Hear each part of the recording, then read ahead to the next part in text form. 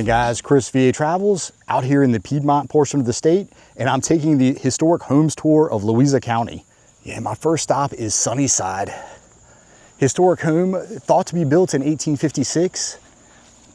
That's based on tax records, but archaeology work says it could have been built as early as 1819 up until 1830. Yeah, you'll see a big English basement right there. And they've got the Historic Society plaque up front. That's pretty cool. And this was the home of Matthew Anderson.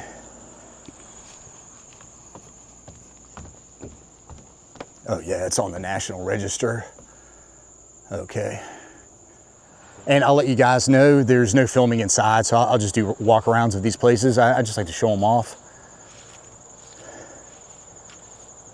A couple big gables. And yeah, you're thinking that back portion's an add-on. This is also known as the Anderson Foster House, and just a one-story, 3-bay frame house. Again, you see that really raised English basement. Oh, and I'll tell you that back attachment was added in the 1970s by Douglas Christie and John Long. And Long was a former VCU professor and antique dealer. So pretty cool. I'll go online and see if I can find some old photos of this house or maybe some of the inside. Here's the back of it. And there was an outdoor kitchen out here. It was blown over during a big storm in the 1950s.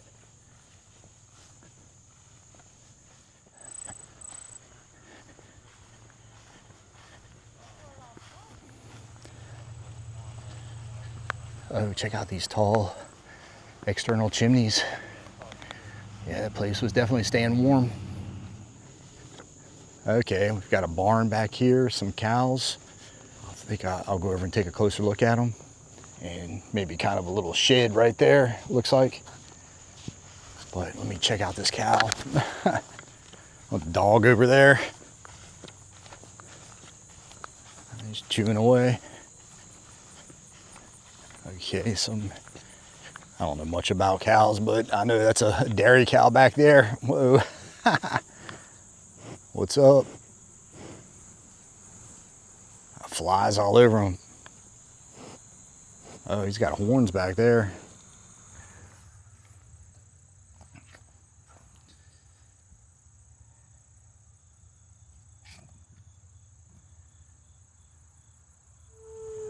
I don't know if you can see, my zoom's not working right now, but I don't know if you can see those, I don't know if they're hawks, buzzards, vultures maybe, circling around. Maybe there's something dead over there. Yeah, there's another one flying right there, and I've got to get my zoom to work. Yeah, again, those two giant chimneys. Okay. Wanted to check out this little tractor down here, Alice Chalmers.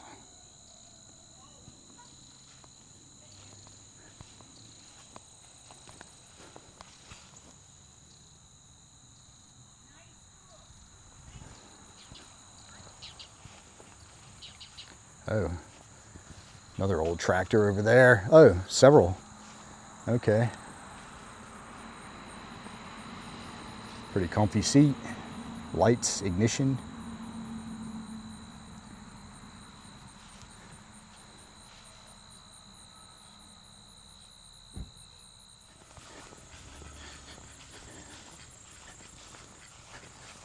All right. You got chickens and a couple ducks in there. This guy, rooster. Big one right there. Pretty.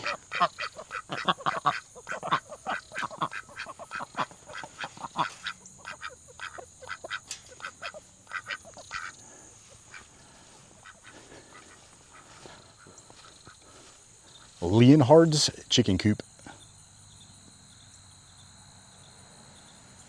This thing's pretty neat right here. And I'll just walk over and look at this old dilapidated tractor.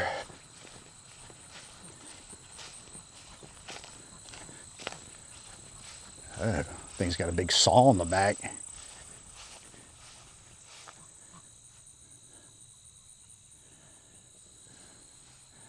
Yeah, I grew up in the suburbs, so I'm not sure what what this thing was used for, but yeah, big saw right there. And another Alice Chalmers tractor, hand crank.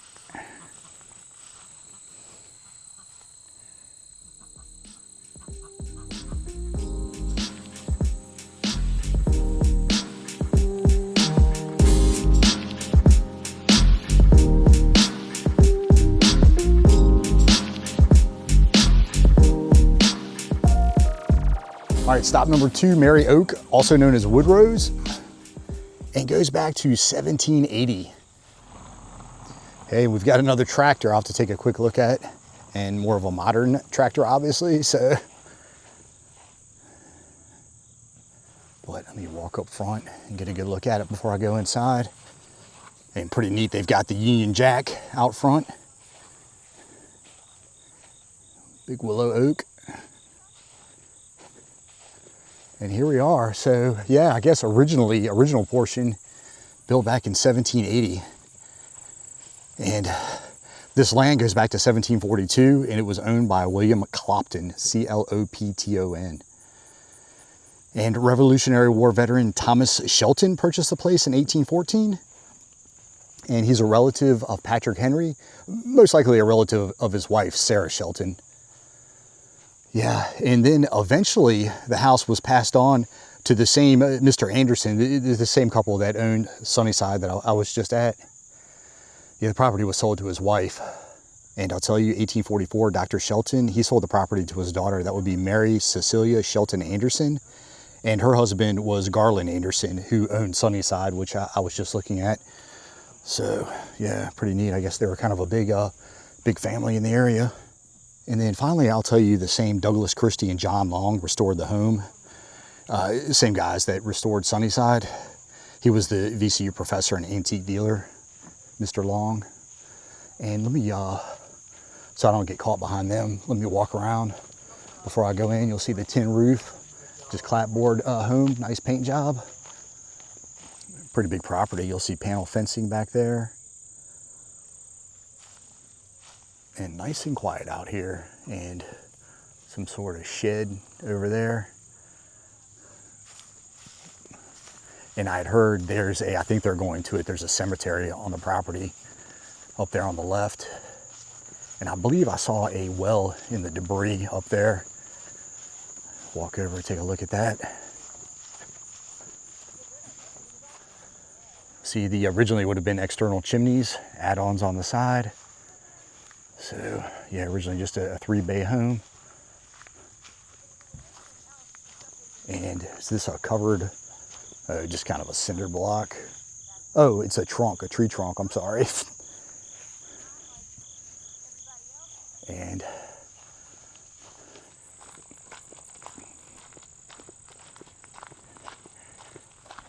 again, you can tell we're in the Piedmont region. A lot of these little rolling hills.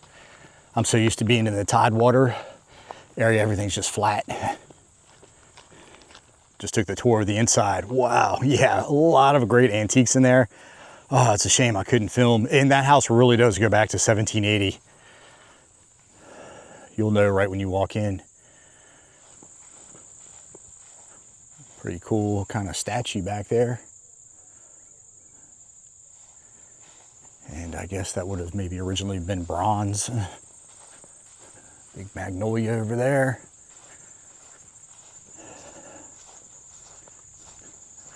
A giant birdhouse. Just a couple outbuildings, real old shed right there. An obvious add-on on the back. But so just look at the shed real quick and get out of here. But yeah, the guy told me he was an antique collector. I wanted to get with him and talk to him, but there were a lot of people in there, so yeah, he was too busy. Yeah, another really old shed right here. So that's it for Mary Oaks, and on to the next stop.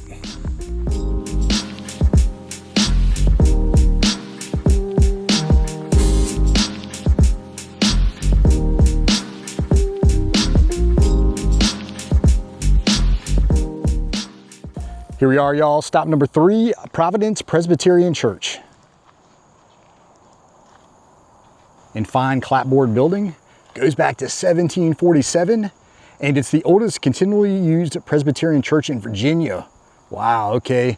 A hidden historic gem, it says. Before I go inside and walk around, let me take a look at this old marker over here. All right, Providence Church, 1747. Like I say, among the earliest Presbyterian churches built in Virginia.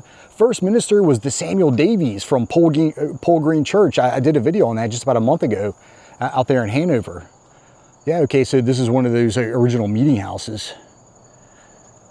The eloquent new side preacher who led the Hanover Presbytery and later became president of the College of Princeton, College of New Jersey, John Todd, pastor from 1752 until 1793, established a classical school at the nearby house and was an original trustee of Hampton-Sydney College.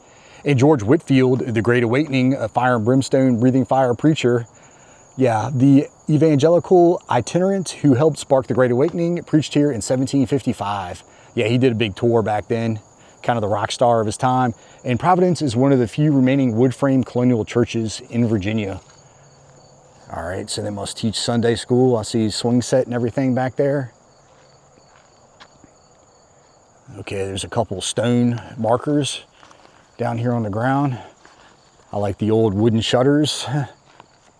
And just a real small chimney there right in the middle. Just big oak behind it, providing some shade. Oh yeah, and this is dedicated to the Samuel Davies. Yeah, from the Pole Green Church there in Hanover. Pretty neat.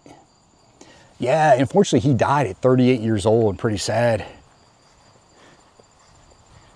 And Reverend John Todd, I have to look, I'm not too familiar with him. A Patriot schoolmaster. Yeah, late 1700s through the Revolutionary War. Cool, all right, so a little complex of buildings. Now, sometimes I can film in these churches. I'll see, but let me first walk over here, take a look at this building.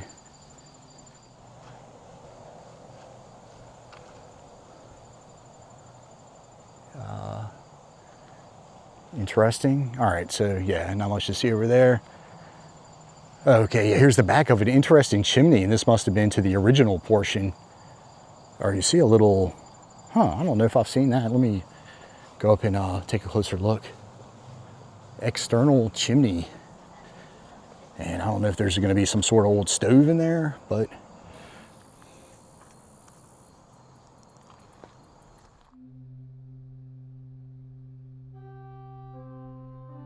good, they let me film inside. All right, let me show you some of the items in here. The Sheltons donated the land for the construction of the church. They own thousands of acres in the area, including Merry Oaks, where I was just at. Also own rural plains out there in Hanover County, which I visited not too long ago. Until the fellowship hall was built next door, they had to use an outhouse until 1987.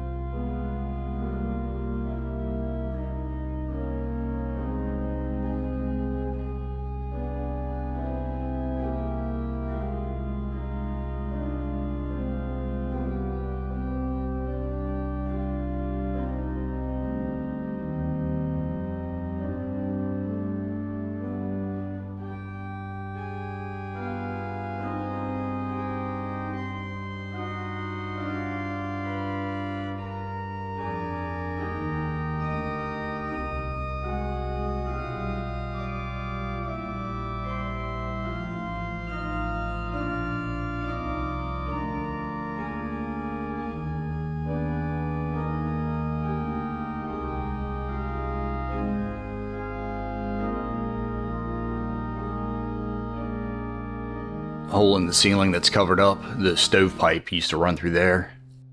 There were actually two stoves below to warm both sides of the church.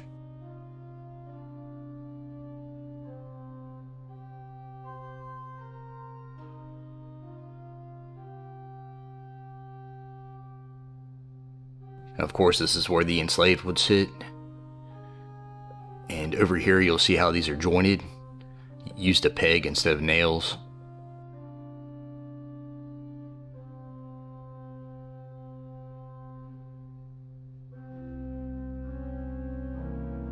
Pews are made of heart pine, and you can tell how large the trees were back then. Really old chandelier that had held oil lamps.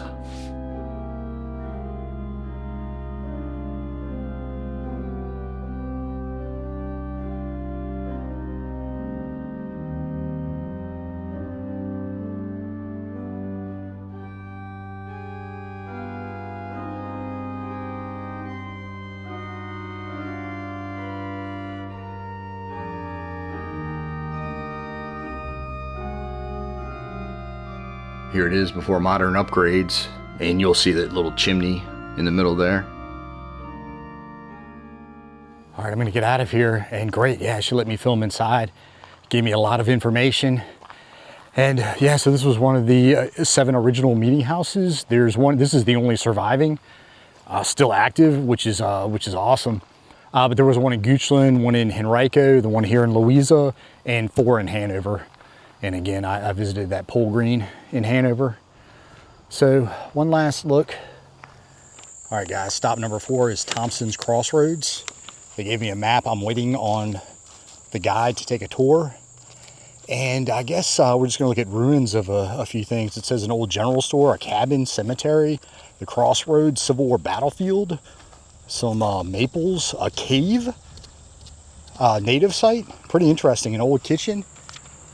Yeah, and apparently this was a popular intersection, and it was originally the Fredericksburg Stage Road and the Old Mountain Road. Oh, and I realized I forgot to check out the little cemetery at Mary Oaks. Probably not the end of the world. Maybe I can find a picture of it online, but I thought about going back, but I'm on a little bit of a time crunch. Today's tour is from 9:30 until 3:30, and yeah, there's no playing around. You've got to move if you want to take it all in. So. This is the roadbed of the old 522, and in the 60s it was moved over to my right. And the road ahead, that was the old Fredericksburg Stage Road. He just told me, and this boxwood will tell you that there was something here on the property. And we're walking over, there was a Civil War site, a Civil War house. There you go. And this was a bustling area. We're standing on top of a little community of 17 buildings. Pretty wild. And the original, there's a pole right here. The original old Fredericksburg Stage Road actually ran, I think, down through in here, he was saying. Right here stood a house that went back to the Civil War, and it fell apart during the earthquake we had. When was that? Was it 2011, I feel like? But a decade or 2 ago. And let me get caught up.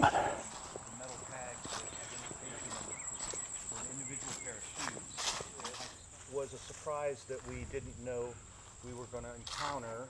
There's a cemetery there, and if you look through the undergrowth, you may or may not see some of the depressions in the ground. Yeah.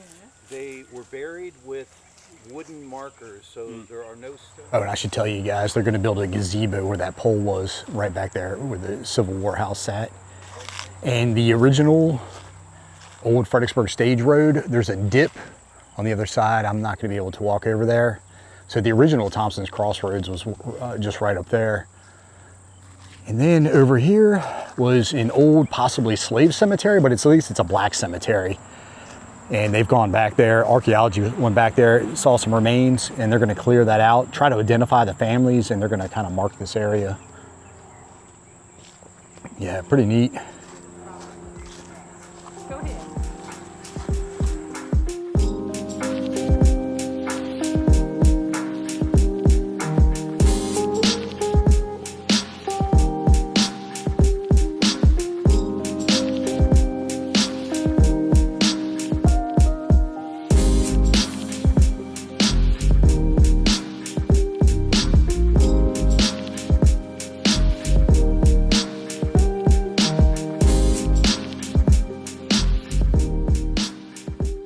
As I walk, I'll tell you that a Tory was actually hung here during the American Revolution.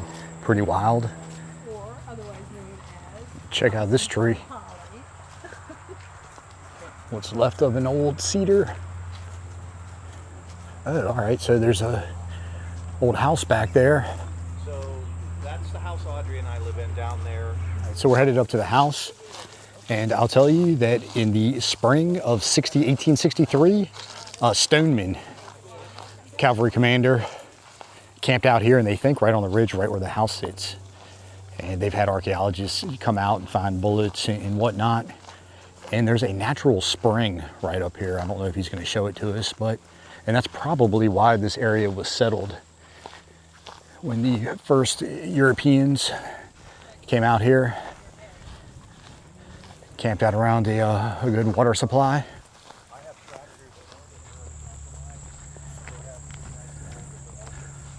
Nice quiet place to live back here. Some pretty nasty brush right here. All right, so here we are. Hopefully he tells us, so I would assume this was built after Civil War. Wow, that's a pretty old tree right there. Thick trunk on it, but yeah, clapboard house, big gable up front. Tin roof. There is a specific several kinds of feed that you get. So this is the Goodwin house, I found out. And this maple, maple was one of the four big maples they had on the property. And obviously this one had to be cut back. He said it was cut back just last year. That's the only one still standing, and there were two others around the corner that have fallen. Mets fan. So as their business kept doing well, they kept adding on to the house.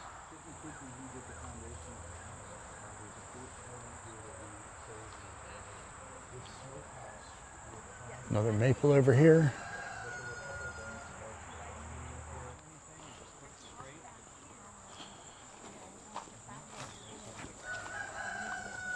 All right, I'm gonna have to cut this tour short. It's pretty extensive, and I'm down to less than 2 hours to get to the final two sites. And they're looks like they're kind of in the northern part of the county.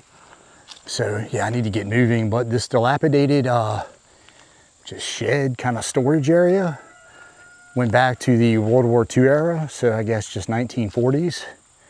And this thing's on its last leg. So I just wanted to come over and take a look at this before I get out of here.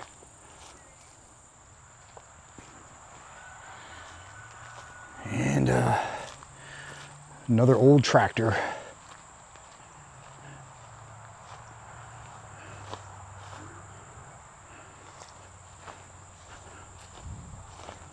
Okay, a Ford. All kinds of things hidden back here. And I think this is gonna wrap me around. Head back to my Jeep. Old part of a plow right there. Oh, trail takes you down.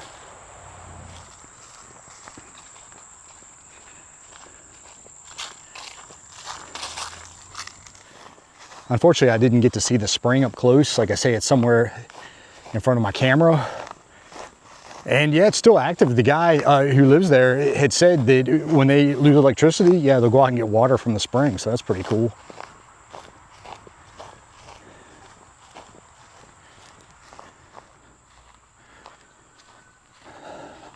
So again, we're in lower Louisa County. And the origins of this Thompson Crossroads go back to the first land patents, going back to 1742. Families that include the Hollands, the Miners, the Goodwins, the Richardsons, Thompsons.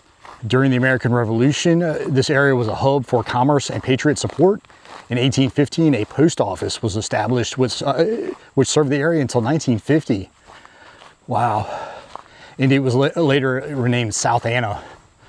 And over here, this is a reconstruction of one of the first structures here at Thompson's Crossroads. And the guy's in the middle of just kind of building it, I guess, renovating it. It looks like it's been here for a while, but he said he's gonna really fix it up. So, just a quick look at this. I don't know if there's anything in here to, yeah, just kind of tools and whatnot. So, Looks like they've got some work to do. Let me walk around to my Jeep. Oh, and I should also tell you the Goodwin house was supposed to be the first house with a television. Wow, going back to the 1940s. So anyway, it's pretty cool that this guy's kind of fixing this area up a little bit and just kind of building a couple reproduction buildings. But anyway, like I say, I need to get moving, so hop back in my Jeep.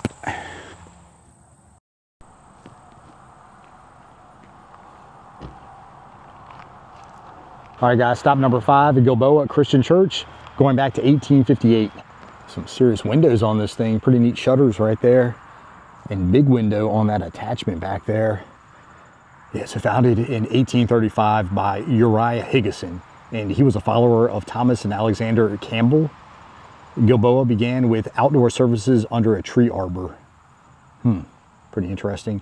And eventually a small frame church, Mount Gilboa. It was soon built on land that was donated by Colonel Edmund Pendleton. And the current brick church was constructed on the same site in 1857. We take a walk around.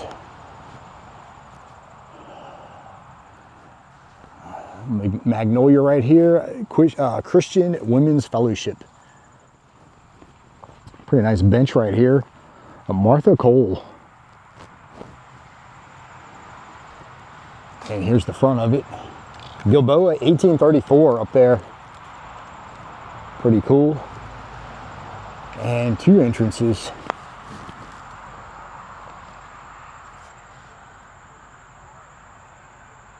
And then it says this current brick church, it was constructed on the same site, 1857 until 1858. And the bricks were reportedly made by an African-American mason named Jim Veeney, V-E-E-N-E-Y. I feel like I've heard that name before. Cool little lantern right there. And you walk around, go in. So hopefully I can, a lot of times they will let me film inside these churches.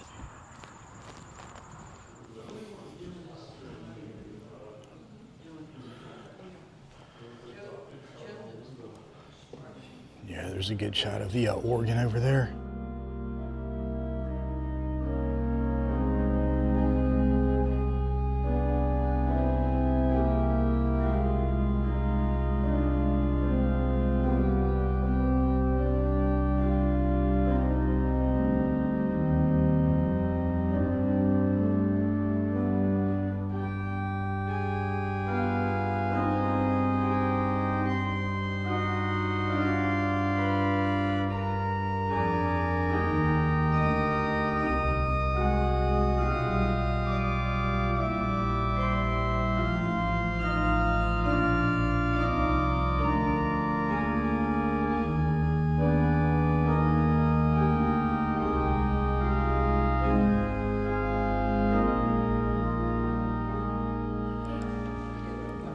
And this is where the slaves sat up here.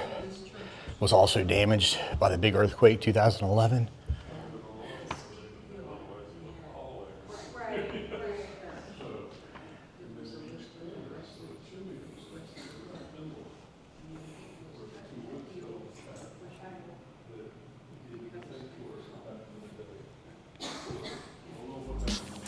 Take a walk in the back.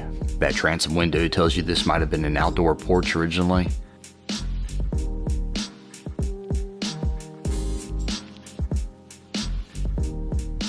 A map of the Holy Land.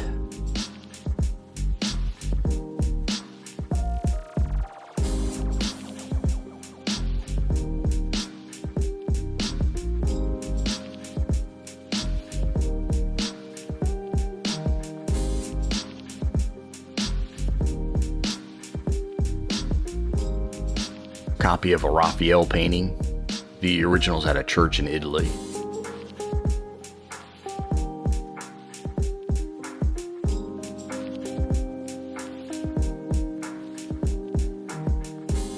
And there was a big to-do about it. This is a write-up in the Richmond Times-Dispatch.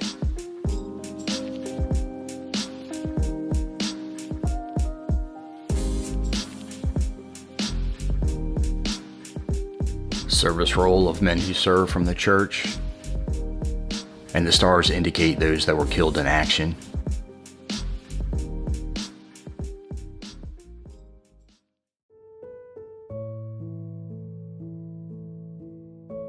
Over here are some old church items on display. Vintage doorknob and locks, circa the 1850s.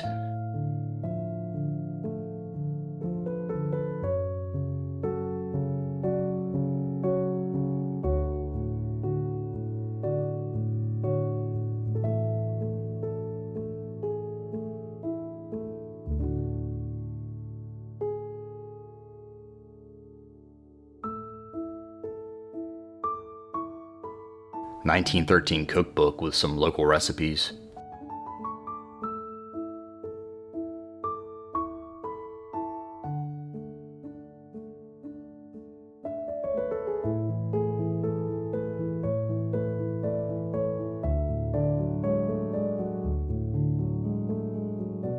Made it down to the basement. Some coffee grinders on display up here, and some old pewter pitchers and dishes.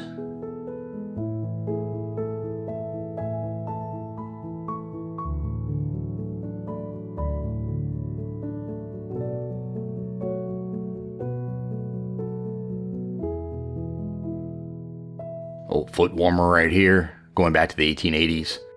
Stick a hot brick or some coals in there.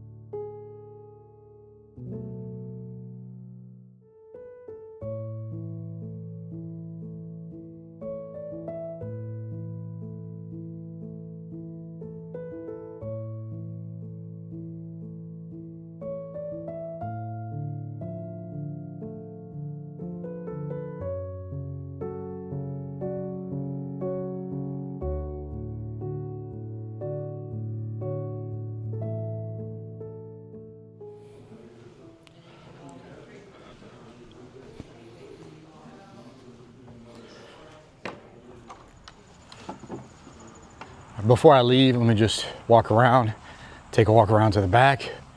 Oh, there's a plaque over here. Dr. Eugene Pendleton, the one who donated the land.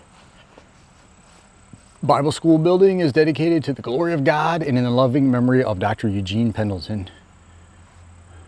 Okay, cool. Walk around to the back.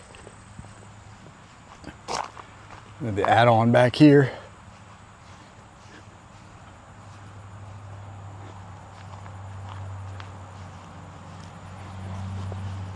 Back to Gilboa, and I see a little graveyard over here. Let me take a quick look at it. Looks like some pretty nice headstones. Another bench tucked back there, and pretty decent sized property. Okay, there's more graves over there. And I'm not as familiar with the names out in this portion of the state. I'm sure we'll see some Andersons, obviously. Lacey. Yeah, that name actually goes back to Fredericksburg. Okay, Lacey family right here. And this guy was born during the Civil War, and he was a Mason.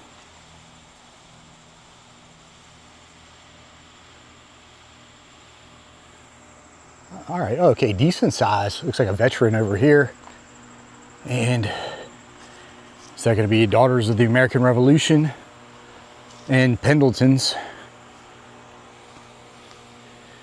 Yeah, Daughters of the American Revolution. This guy right here, he died in New York City. Oh, I'm sorry, not a guy, it's Madeline. And the wife of Louis Pendleton, who was born in New York City and died in New York City. Okay, must have roots in the area. And this would be a child's grave, it appears. Your darling something Pendleton. I can't make out, 1888, I believe. Yeah, 1880 something, 87 until 1888, I think. I guess I could go and find a grave and find out, but yeah, a bunch of Pendletons. And same large windows. There's some serious sashes right there. Pretty neat flowers right there. The Sprouse family. Got the urn between the two of them back there. All right, let me get moving. That's it from Cuckoo, Virginia. On to the last stop.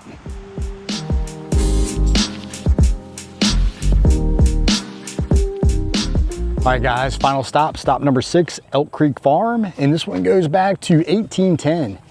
And I believe we're gonna be off Lake Anna, it looks like. Saw a jet ski go by. And yeah, that breeze feels good coming off the water. Wow. All right, let me go up and check this place out. I'll tell you that this was originally part of the 18th century plain dealing estate and first patented in 1724. So that's going way back by Jack Nuckolls, N-U-C-K-O-L-L-S. 1862 through the Civil War, it belonged to Richmond grocer David J. Saunders. Yeah, his family held the property until 1906. After that, it changed hands several times. And then the Chisholm family, that's C-H-I-S-H-O-L-M. I've seen them referenced many times here in Louisa, and they acquired the property in 1936. All right, I just took the house tour, and they had a picture of a Civil War soldier on the wall who died. Ooh. Inside. This was some sort of kind of just mini little Civil War hospital. Like I say, things shut down in about 15 minutes, so I'll just show you the front real quick. Obviously that porch is going to be new. That's kind of neat, that lantern hanging right there, and you see an old well. I don't know if that's decorative, but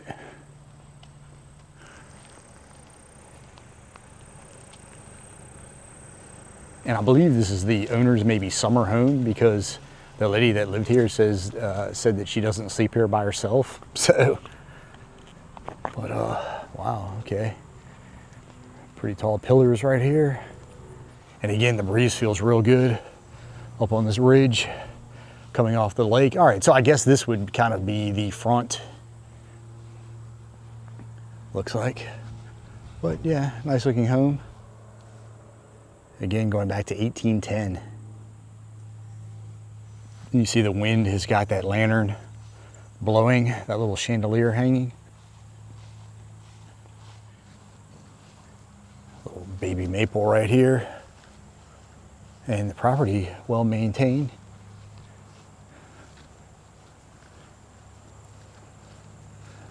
Older willow right here.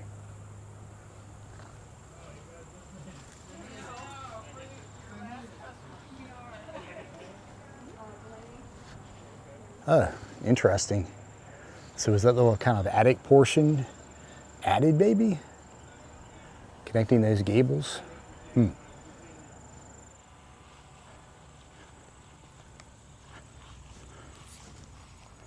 Oh, they're growing watermelons over here.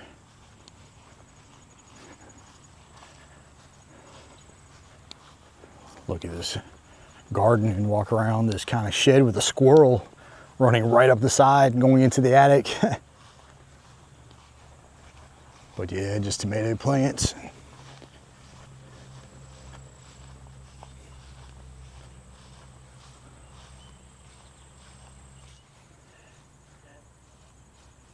Pretty neat weather vane up there, and this shed's got a few years on it.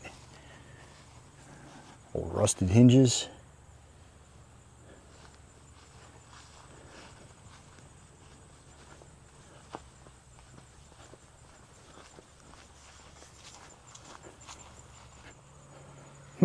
It's kind of unique.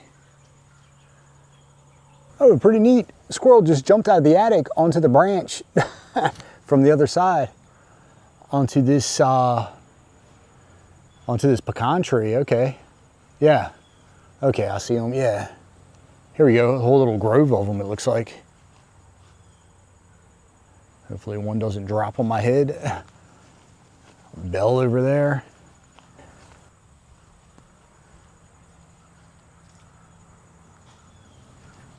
Nice looking tree. And here's the other side. And again, very interesting, the planks going diagonal like that. I looked it up, this thing's actually an Arizona cypress.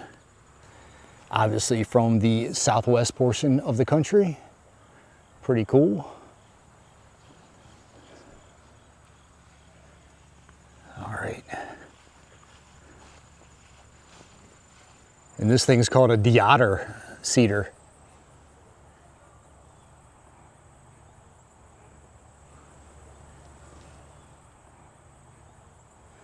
Okay, we've wrapped around, and here's a closer look at the bill. Let me see, is it out of Pennsylvania or Baltimore? Doesn't say, but American Bell and Foundry. More of those hawks swirling around up there. Another pecan tree. Yeah, this is a great grounds. And that's gonna wrap it up for Elk Creek Farm for the 2025 Louisa Historic House Tour. It's been fun, but I'm tempted to walk down to the lake, but yeah, I need to get on back home. So yeah, I'm gonna get out of here, guys. As always, like and subscribe. See you on the next one.